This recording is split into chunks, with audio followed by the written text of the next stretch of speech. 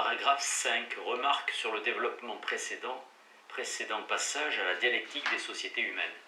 Il y a longtemps que l'origine animale de l'humanité ne fait plus l'objet de contestations sérieuses sur le plan biologique.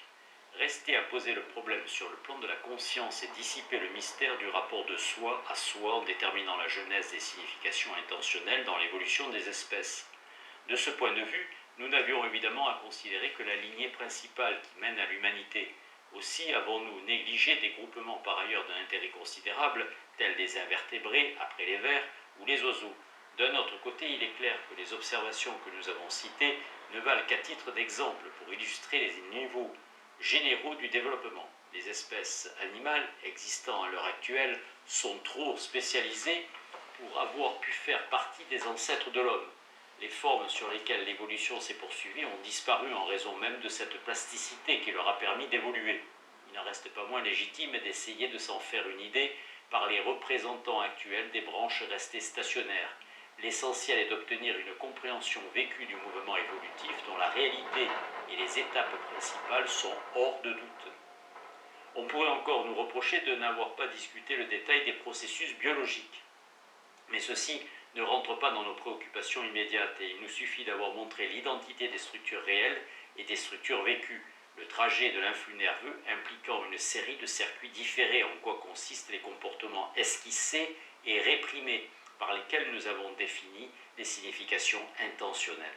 Pour le reste, nous avons admis que les progrès du système nerveux reposent sur l'exercice dans le cadre d'une expérience spécifique, l'hérédité des caractères acquis ayant été démontrée par les travaux admirables de l'école michourinienne. En tout cas, et quels que soient les problèmes qui se posent encore aux biologistes, notre genèse des structures de conscience reste valable puisqu'elle ne se réfère directement qu'au fait même de l'évolution du comportement. École michourinienne. En ce qui concerne la détermination des significations intentionnelles, la littérature surabondante des philosophes offrait des cadres tout près. Les analyses concrètes y sont malheureusement bien rares et constamment obscurcies par les apories métaphysiques. Seuls les travaux de Husserl nous ont apporté une aide effective, du moins pour la constitution de la chose primordiale. Pour la genèse du jugement à partir de la chose, la description phénoménologique donnait des résultats décisifs pour la liquidation des préjugés classiques, mais on y chercherait vainement des précisions sur le contenu concret des médiations effectives. Seule la méthode objective, par la distinction des formes, de l'intermédiaire, de l'instrument, de l'outil et du langage, permettait d'expliciter les articulations phénoménologiques du mouvement vécu qui élève le donné réel à l'idéalité du vrai. Des impressions sensorielles à la perception de la chose, les formes de comportement esquissées et réprimées ne concernent que les mouvements du corps propre et peuvent ainsi se retrouver sans déformation excessive dans l'intériorité vécue. À partir de la chose, l'activité du sujet implique une médiation externe dont la réflexion dans la conscience s'enveloppe dans une pénombre confuse. Et l'analyse intentionnelle, malgré la maîtrise unique acquise par Husserl, dépassait difficilement en ce domaine le niveau de quelque indication générale pour les recherches futures, extraordinairement riches si on les compare en formalisme des théories antérieures. Elles se révèlent d'une pauvreté déconcertante devant le contenu effectif du développement réel. À mesure que les formes de la production se compliqueront avec le développement des sociétés humaines, les structures vécues deviendront de moins en moins accessibles à l'investigation directe dans l'expérience de la conscience de soi. Et de fait, la phénoménologie des formes d'idéalité n'a jamais dépassé le stade des distinctions abstraites entre les essences dont elle est restée impuissante à définir le contenu. Contrairement à un préjugé répandu, le domaine privilégié de la phénoménologie pure n'est pas dans les significations humaines, mais bien dans les couches primitives et proprement animales. La sensation, le champ sensible, l'objet fantôme et la chose primordiale. C'est ici que la technique descriptive, une fois débarrassée de sa gangue idéaliste, permet une confrontation décisive entre la conscience et le comportement, où s'impose cette constatation qu'il n'y a rien de plus dans le mouvement intentionnel qu'un mouvement réel, esquissé et réprimé. La répression étant exercée soit par le comportement lui-même en tant qu'effectivement accompli, soit dans le cas des actes symboliques par d'autres données objectives. Il apparaît clairement que le vécu n'est qu'un moment abstrait dans la dialectique du corps vivant agissant comme un tout. Bien évidemment, nous n'avons nullement par là enlevé tout rôle à la conscience. Une telle prétention serait même contradictoire puisque la matière se définissant par le mouvement la conscience agit nécessairement à titre de mouvement matériel. Nous contestons seulement le concept d'une conscience pure dont le rapport au monde impliquerait une transcendance métaphysique. Mais dans l'immanence de l'être naturel, la conscience joue un rôle capital pour l'accomplissement du comportement. La chose est évidente pour les actes symboliques, qui prennent un contenu nouveau sur le plan du réel justement en raison de ce symbolisme lui-même. Mais même pour les cas où la structure nouvelle apparaît tout d'abord dans l'acte réel, comme résultat nécessaire du développement antérieur, le sens vécu n'étant produit que par l'inhibition exercée par cet acte sur le niveau précédent. Il est clair que dans la suite du mouvement, l'esquisse réprimée entretient à son tour le comportement qui s'accomplit sur elle. En d'autres termes, si c'est l'action qui originellement fait jaillir le vécu de son côté prolonge et soutient l'action par ses esquisses répétées. On peut donc dire qu'à chaque niveau, le progrès, une fois accompli par la dialectique du comportement, la conscience dirige l'action. Encore que la forme réelle de celle-ci lui échappe constamment, la notion de direction n'implique pas la maîtrise du comportement réel, mais simplement celle des niveaux antérieurement établis. Ainsi, il est exact que l'appréhension est normalement dirigée par la perception du fantôme, mais un tel rapport signifie simplement que le sujet a conscience de dominer à l'avance le lieu visé dans une esquisse réprimée de locomotion, alors qu'en fait, l'acte d'appréhension ne saisit pas un simple lieu, mais bien une chose réelle et substantielle. Or, celle-ci n'apparaîtra à la conscience qu'au stade suivant, avec l'acte de la manipulation. Dans le cas du comportement symbolique, le rôle de la conscience est plus important, puisque c'est l'achèvement esquissé ou l'achèvement symbolique de l'acte ébauché qui donne à celui-ci la valeur d'une expression et élève ainsi le comportement réel à une forme plus élevée. Mais cette forme échappe elle-même à l'intention vécue. Ainsi, dans le cas de l'enfant qui ne sait pas encore construire de phrases, le signe verbal est déjà l'objet d'une véritable production et prend ainsi la forme d'un outil défini par une structure objective déterminée, bien que son sens intentionnel ne porte que sur un mode d'efficacité de la fonction instrumentale. En un mot, la réduction idéaliste de l'être à l'être perçu n'est valable que pour les niveaux déjà dépassés. Dans l'actualité de sa vie présente, le sujet se détermine nécessairement en fonction du réel lui-même, en tant qu'extérieur aux visées de la conscience. La conscience dirige le comportement, mais ne le détermine pas.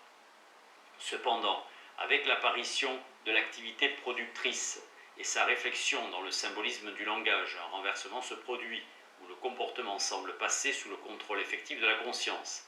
Dans tout le cours du développement animal, le sujet ne faisait qu'anticiper progressivement sur le donné, de l'instantanéité de l'impression à la permanence encore immédiate de la chose, à peine dépassée dans la conduite de l'instrument par une image évanescente de médiation. Avec le mouvement du travail, le donné s'absorbe dans le produit et se pose comme tel pour la conscience dans l'acte du jugement. Le sujet semble pouvoir désormais se retrouver dans les choses et la dialectique constitutive de l'espèce humaine se présente comme un passage à la liberté. Cependant, il ne s'agit encore que d'un premier degré qui s'évanouit dans le contenu effectif du développement, car le mouvement même de la production engage nécessairement les sujets dans un ensemble de rapports humains dont la structure réelle échappe de nouveau à leur conscience. En effet, tant que les progrès du marché mondial et de la grande industrie n'auront pas intégré par la puissance même de la technique et la totalité des producteurs dans l'unité d'un travail commun, les diverses entreprises se constituent de manière sporadique sur le fondement des données naturelles et empiètent nécessairement les unes sur les autres dans leur développement. La forme immédiate de la collaboration que nous avons vue s'engendrer dans l'expérience originelle du travail aboutit paradoxalement à une opposition radicale entre les différentes unités de production et leur impose par là même une conduite universelle d'accaparement. Les convoitises qui déchirent la vie économique reflètent en chacun la puissance d'expansion du processus général, en tant qu'il n'a pas encore atteint le point de saturation où il s'organisera à un système unique. Cependant, chaque moment de la production implique une solidarité de fait avec plusieurs autres et les conditions techniques du travail réel résolvent les conflits en un ensemble de coalitions plus ou moins provisoires, à l'intérieur desquelles la lutte est réfrénée par un jeu d'échange qui exprime le rapport effectif des forces en présence. Les modalités de l'échange définissent les rapports de production, à savoir les rapports humains tels qu'ils résultent objectivement du mouvement des forces productives, et s'imposent comme la forme d'équilibre qui définit pour chacun son plus grand développement compatible avec l'ensemble des producteurs. C'est ici que se présente ce mouvement extraordinaire où la conscience prétend s'élever à une pure spiritualité en s'aliénant dans la fantasmagorie d'une mystification totale. Toutes les significations que nous avons vues se constituer jusqu'ici restaient immanentes à la vie naturelle. Le travail même de la production ne crée le monde humain que comme un moment de la nature, et l'autonomie intérieure du jugement ne fait qu'exprimer la structure objective de cette production réelle. Ainsi entendu, l'idéalité de la conscience ne consiste pas à nier, mais bien à affirmer sur le plan du vécu la réalité de l'existence matérielle. Or, dans la dialectique que nous avons maintenant à examiner, la conscience se pose de manière inattendue, comme suppression de toute réalité extérieure. Les échanges que nous venons de voir s'engendrer sur le plan économique, en raison du rapport réel des forces productives, prennent subitement la forme d'une négation de cette même réalité. Ils apparaissent à la conscience comme n'étant pas motivés par les nécessités économiques, mais par de purs rapports de droit dans l'horizon d'une transcendance, qui exclut d'ores et déjà toute extériorité comme telle. Mais à bien considérer le mouvement, on s'aperçoit qu'il ne comporte rien de plus que la reproduction symbolique des actes réels d'exclusion et d'élimination qui se développaient dans les conflits économiques et renaissent constamment sous l'équilibre toujours instable des rapports de production. En effet, tant que ne sera pas acquise la mise en commun de toutes les forces productives, la forme de l'accaparement se maintient comme la visée effective du jeu des échanges. Et les sujets continuent la lutte par des actes ébauchés, s'achevant sur une esquisse vécue comme un mouvement intentionnel où chacun a conscience d'éliminer idéalement, d'ores et déjà, ses concurrents dans la mesure du moins où ils enfreindraient les formes d'équivalence qui lui assurent son propre mode d'acquisition. En d'autres termes, jusqu'à l'avènement du prolétariat et des rapports socialistes de production, toute possession implique l'exclusion de l'ensemble des producteurs et crée ainsi la conscience d'une pure intériorité comme exclusive de la matérialité des rapports réels, en tant que cette matérialité implique précisément la possibilité objective d'une participation de tous. Sans doute la nature a-t-elle déjà été dépassée en tant que telle dans le mouvement du travail, et le jugement a posé le sens de l'objet comme produit humain, mais un tel produit gardait sa valeur de réalité dans l'horizon de l'existence naturelle dont la vie humaine n'était que l'épanouissement. Après le passage au rapport économique de production ou au rapport d'échange, la forme de la possession aboutit à enfermer chacun dans les limites de son développement propre et à le constituer idéalement à une pure conscience de soi négatrice de toute extériorité comme telle, puisque la réalité elle-même n'est désormais admise que dans l'horizon d'une possession possible. Ainsi, l'être de l'objet prend pour la conscience la signification paradoxale d'une négation de l'objectivité effectivement réelle, puisque le sujet l'a d'ores et déjà accaparé dans son projet vécu et ne le reconnaît comme existant que dans la mesure de sa conformité aux conditions idéales de ce projet, où se reflètent les conditions réelles de son accaparement effectif. Ainsi se constitue le mouvement de transcendance où s'achève cette expropriation de l'ensemble des producteurs, en quoi consiste pour chacun l'établissement de la propriété privée. Le passage du fait de la possession au droit de propriété s'accomplit par cet acte symbolique d'exclusion universelle, où le sujet se tient toujours prêt à reprendre la lutte pour défendre son exclusivité. Cependant, la conscience reste absorbée dans le côté idéal de son mouvement. En niant l'extériorité de l'objet, elle s'est posée elle-même dans l'absolu du soi, sans s'apercevoir que ce soi n'est que le soi du propriétaire. La destruction involontairement subie au cours des luttes économiques apparaissent après coup dans l'intériorité du souvenir comme des sacrifices qui donnent au rapport économique auquel ils ont abouti la valeur absolue de rapport sacré. Ainsi, la conscience, arrivée au stade humain, se dissimule ses origines en s'absorbant dans un horizon qui définit pour elle tout sens de vérité, mais n'en reflète pas moins les limites du mode de production de sa vie matérielle. L'appropriation idéale du monde dans le spiritualisme de la conscience de soi n'est que l'exaltation symbolique des formes sociales de l'appropriation réelle, et la dialectique phénoménologique des figures de l'esprit et le mouvement des apparences mystiques qui recouvrent l'histoire effectivement réelle de la défense de la propriété privée. Dans la production sociale de leur existence, dit Marx, dans la contribution à la critique de l'économie politique, les hommes entrent en des rapports déterminés, nécessaires, indépendants de leur volonté. Ces rapports de production correspondent à un degré de développement donné de leur force productive matérielle.